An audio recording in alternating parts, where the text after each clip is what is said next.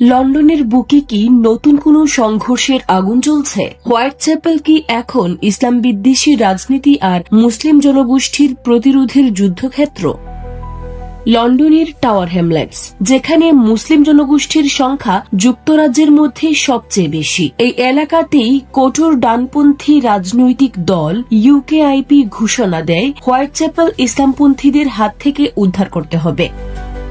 এই বক্তব্য শুধু রাজনৈতিক স্লোগান নয়, বরং পুরো ব্রিটেনের সমাজে নতুন করে বিভাজনের আগুন জ্বালিয়ে দেয়। 2025 সালের অক্টোবরে হোয়াইট চ্যাপেল এলাকায় সমাবেশ করতে চাইলে metropolitan police public order act ব্যবহার করে ইউকেআইপি এর কর্মসূচি নিষিদ্ধ করে, কারণ বড় ধরনের সংঘর্ষের আশঙ্কা। বর্ণবাদ বিরোধী সংগঠন, বিশেষ করে স্ট্যান্ড আপ টু রেসিজম ইউকেআইপি এর বিরুদ্ধে পাল্টা বিক্ষোভের ডাক দেয়। কিন্তু উত্তেজনা এখানেই থামেনি। আবার ইউকেআইপি নতুন করে সমাবেশের পরিকল্পনা করলে পুলিশ আরও কঠোর সিদ্ধান্ত নেয়। শুধু সমাবেশ নয়, টাওয়ার হ্যামলেটস এলাকায় ইউকেআইপি সদস্যদের প্রবেশই নিষিদ্ধ করা হয়।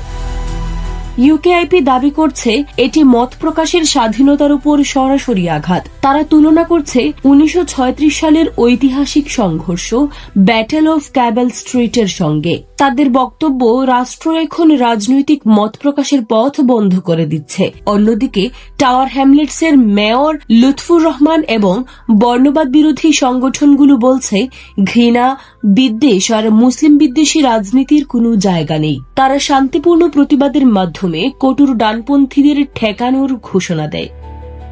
এদিকে সামাজিক যোগাযোগ মাধ্যমে ব্রিটিশ সমাজ দ্বিখণ্ডিত। এক পক্ষ বলছে ইউকেআইপি এর প্রতিবাদ করার অধিকার আছে, অন্য পক্ষ বলছে জননিরাপত্তা ও সাম্প্রদায়িক শান্তির জন্য এই নিষেধাজ্ঞা জরুরি। পুলিশ এখন সবচেয়ে বড় চ্যালেঞ্জের মুখে, সহিংসতা ঠেকানো নাকি মত প্রকাশের স্বাধীনতা রক্ষা করা। হোয়াইট চ্যাপেলের এই উত্তেজনা শুধু একটি এলাকার ঘটনা নয়, এটি প্রশ্ন তুলছে ইউরোপে মুসলিমদের ভবিষ্যৎ কি? ডানপন্থী রাজনীতি কি নতুন করে সমাজকে বিভক্ত করছে, আর রাষ্ট্র কি সত্যিই নিরপেক্ষ থাকতে পারছে? লন্ডনের রাস্তায় যে উত্তেজনা তৈরি হয়েছে তা হয়তো ভবিষ্যতের আরও বড় সংঘর্ষের পূর্বাভাস।